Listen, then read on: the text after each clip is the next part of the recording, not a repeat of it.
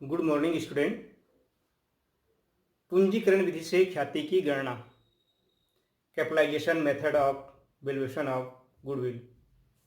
तो इस विधि के अंतर्गत व्यापार में विनियोजित पूंजी से सामान्य लाभ और इस प्रकार से फर्म में होने वाले वास्तविक लाभ के अंतर की राशि का हम पूंजीकरण कर लेते हैं और इस अंतर की राशि का पूंजीकरण कर लेने के पश्चात जो राशि प्राप्त होती है वही ख्याति है। कहने का तात्पर्य यह है कि अधिलाभ ज्ञात करके हम उसका पूंजीकरण कर लेते हैं जिसे हम ख्याति कह सकते हैं।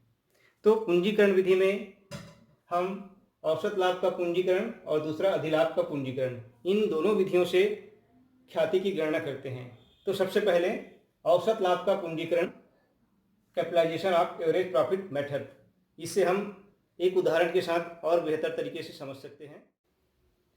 औसत लाभ का पूंजीकरण विधि से ख्याति ज्ञात करने का सूत्र है, पहला विनियोजित पूंजी।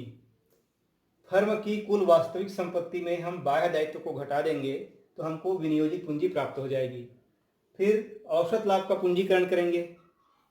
फर्म का जो औसत लाभ है उसको हम ज्ञात करते हुए उसका पूंजीकरण करेंगे तो औसत लाभ गुणा 100 बटे सामान्य लाभ की दर।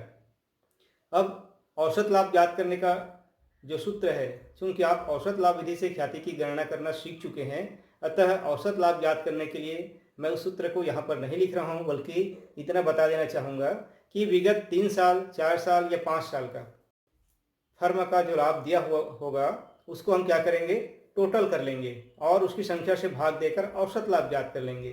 तो यहाँ पर हम औसत लाभ यदि नहीं दिया है तो ज्ञात कर सकते हैं और यदि प्रश्न में दिया है तो उसका मान सीधा यहाँ रख देंगे और औसत लाभ गुणा 100 बटे सामान्य लाभ की दर से हम क्या ज्ञात कर लेंगे, औसत लाभ का पूंजीकरण। तीसरा है फिर ख्याति बराबर। ख्याति बराबर क्या होगा, औसत लाभ का पूंजीकरण में हम विनियोजित पूंजी को घटा देंगे तो इस प्रकार से हमको ख्याति मिल जाएगी। यह है औसत लाभ का पूंजीकरण विधि से ख्याति की गणना। एक उदाहरण, एक फर्म का औसत लाभ 80,000 रुपये है। फर्म की कुल संपत्तियां 10 लाख रुपए है तथा चालू दायित्व 4,80,000 रुपये है। अपेक्षित आय दर 10% है। औसत लाभ की पूंजीकरण विधि द्वारा ख्याति की गणना कीजिए। चलिए इस प्रश्न को हल करते हैं।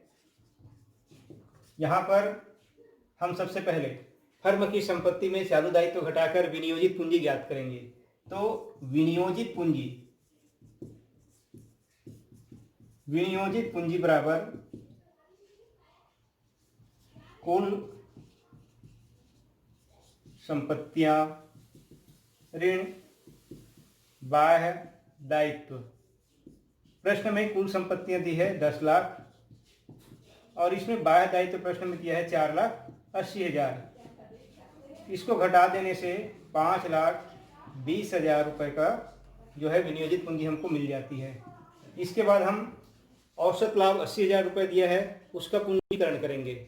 औसत लाभ का पूंजीकरण सूत्र है, औसत लाभ का पूंजीकरण बराबर होता है औसत लाभ गुणा 100 बटे सामान्य लाभ की दर। अब देखिए औसत लाभ है 80,000 गुणा 100 बटे दर 10, ये ऐसा कटाएंगे तो ये आ गया 8 लाख। अब औसत लाभ का पूंजीकरण कर दिए, इसके बाद हम ख्याति निकालते हैं। ख्याति बराबर औसत लाभ का पूंजीकरण ऋण विनियोजित पूंजी।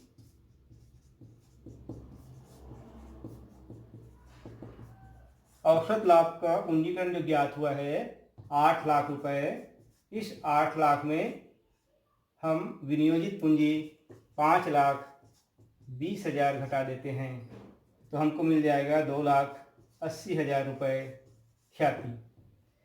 ये है ख्याति। तो औसत लाभ का पूंजीकरण विधि से ख्याति की गणना करना बहुत आसान है। इसके लिए 3 प्रक्रिया हम अपनाते हैं, इसको आप याद कर लीजिए, फिर आप बहुत ही सरलतम ढंग से सवाल को हल कर सकते हैं। ठीक है।